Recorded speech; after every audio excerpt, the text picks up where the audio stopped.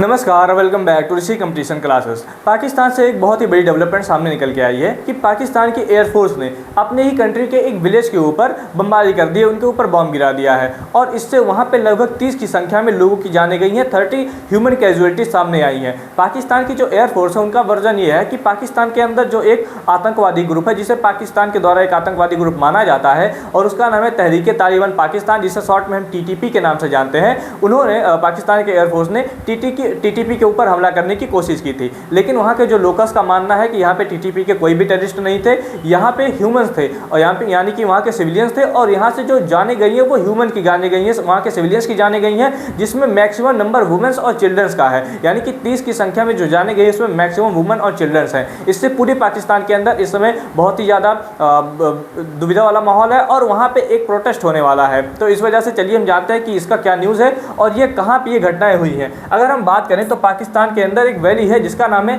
तिरहा valley. तिरहा valley के अंदर ये जो तिरहा वैली है ये खैबर पख्तूनख्वा प्रोविंस के अंदर बिलोंग करता है, वहाँ पे है। तो खैबर पख्तूनख्वा प्रोविंस के अंदर जो तिरहा वैली है वहाँ पे पाकिस्तान ने लगभग रात के 2 बजे अटैक किया, वहाँ पे एयर स्ट्राइक किया, जिसमें 30 से ज़्यादा की संख्या में वहाँ की सिविलियंस की डेथ हुई है।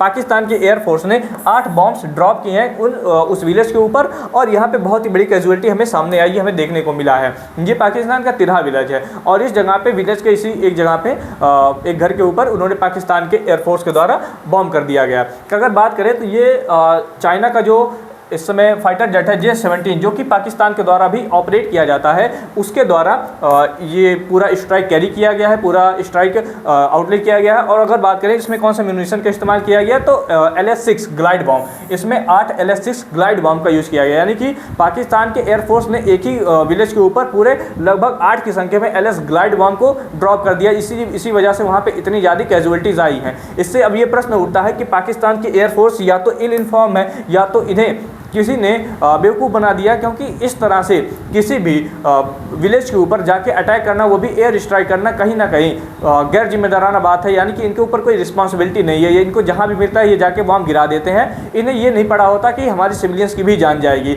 इससे बहुत ही ज़्यादा बड़ा एक प्रेशर बन रहा है पाकिस्तान के ऊपर, वहाँ के लोकल्स के द्वारा भी और इंटरनेशनल लेवल पर भी, कि इतनी बड़ी कैजुअलिटी कैसे कर सकता है कोई अपने देश की सिविलियंस के ऊपर। अगर हम आगे बात करें तो reported target and stated rational, यानी कि ऑफिशियल जो पाकिस्तान के ऑफिसर उनका ये कहना है कि हम टारगेट कर रहे थे तहरीक तालिबान पाकिस्तान को, जो कि TTP एक आतंकवादी ग्रुप है पाकिस्तान के अंदर, उनके हाइडआउट को, bomb making facilities and militant compound in Tirah valley. लेकिन कुछ पाकिस्तान के जो ऑफिशियल्स हैं और उनके जो पुलिस है उनका ये कहना है कि ये जो अटैक हुआ है, यानी कि ये जो बम ब्लास्ट हुआ है, ये दरअसल पाकिस्तान के ये जो तहरीक तालिबान पाकिस्तान टेररिस्ट ग्रुप है वो उनका हाइडआउट था और उसमें वो बॉम्ब बना रहे थे और वो बॉम्ब एक्सप्लोड हो गया, वो बॉम्ब विस्फोट हो गया, इस वजह से इतनी जाने गई। लेकिन कुछ जो इनके मिलिट्री है या इनका एयरफोर्स है उनका कहना ये है कि हम इनके ऊपर बॉम्ब गिराए थे, 8 इनके ऊपर ग्लाइड बॉम्ब गिराए थे। तो हमें यहाँ पे हमें दो सिक्के यानी कि देखने मिलते हैं, 2 पहलू देखने को मिलते हैं एक ही केस के।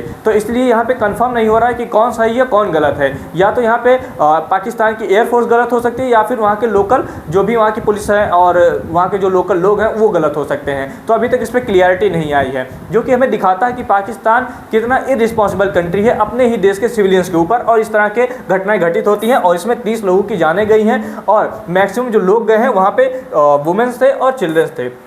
इस तरह से वहाँ पे हैवी कैजुअलिटीज़ हमें देखने को मिलती है। ये वहाँ की सैटेलाइट पिक्चर्स हैं और इस तरह से चीज़ें वहाँ पे घटनाएं घटित हुई हैं। सिविलियन कैजुअलिटी की वजह से वहाँ पे बहुत ही ज़्यादा इस समय टेंस माहौल है, वहाँ पे जो सिचुएशन है बहुत ही ज़्यादा टेंस हो चुका है और एक हम कह सकते हैं कि बहुत ही बड़ा प्रोटेस्ट होने वाला है खैबर पख्तूनख्वा प्रोविंस में, क्योंकि खैबर पख्तूनख्वा प्रोविंस के जो लोग हैं वो ऑलरेडी पाकिस्तान की आर्मी के खिलाफ बहुत ही ज़्यादा प्रोटेस्ट करते रहते हैं। इस वजह से अब जो प्रोटेस्ट है वो और भी ज़्यादा बढ़ जाएगा और पाकिस्तान उसके बाद अगर हम बात करें it confirm as a air strike Pakistan Air Force may justifies as the counter-terrorism if explosion at the militant compound is shown the militant hazardous storage endangering civilians. Both sides lessons about intelligence rules and engaging. यानी कि पाकिस्तान की जो air force है वो तो ये कह रही है कि हम पाकिस्तान ग्लाइड बॉम्ब का यूज किए हैं, लोकल ये कह रहे हैं कि यहाँ पे तहरीक तालिबान पाकिस्तान अपना बॉम्ब बना रहा था जो कि एक्सप्लोड हो गया। तो अलग अलग टाइप के हमें वर्जन देखने को मिल रहे हैं, इसलिए क्लियरिटी इसमें नहीं आ रही है। तो आई थिंक आपको सब कुछ समझ में आएगा कि पाकिस्तान के अंदर हो क्या जा रहा है।